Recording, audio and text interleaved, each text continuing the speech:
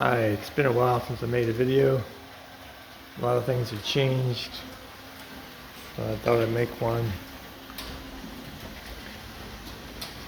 Other than a lot of refinements to the engines, the track, the biggest thing is the engines now periodically go and charge themselves. They both have large 7-cell nickel metal hydrate batteries in them. I think rated for 3,600 milliwatt hours. This blue train now, just before I started the video, stated it was time for it to charge. It's like the yellow one's leaving now to come to O, which is near the charging station. Oh boy, can we get through the bridge before the train gets here?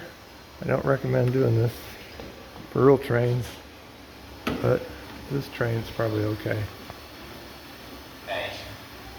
Going through the drawbridge.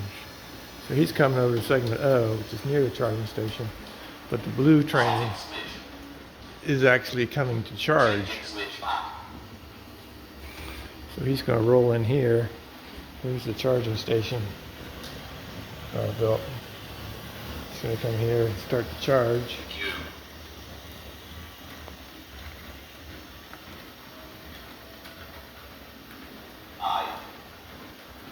Changing switch back. So you can see down here the red light is on. That means the charge on the left means the charge is charging. Meanwhile, the yellow train's coming over to go to segment O, which is over there. There are now 7 automatic switches on the track, 2 tabletop computers on the track to control the 7 switches, and of course each locomotive has a computer inside of it. And they all communicate through Wi-Fi. Setting switch. Changing switch back.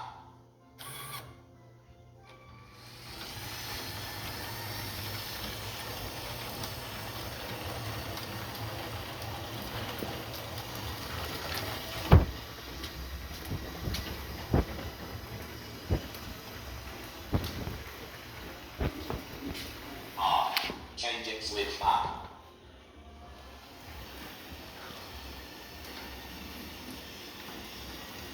G.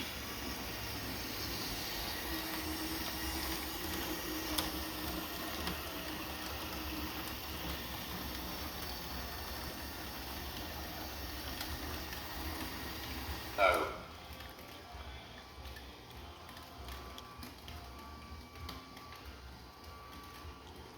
Station stop for 210 seconds. Thank you for watching. The blue train will sit here. I have it set now for 8 or 9 minutes, I forget, to charge. And then it will back out and go do something else. Meanwhile, the yellow engine, I'm not sure where he is in its cycle, but after 20 minutes of driving around to different stations, they come back to the charge.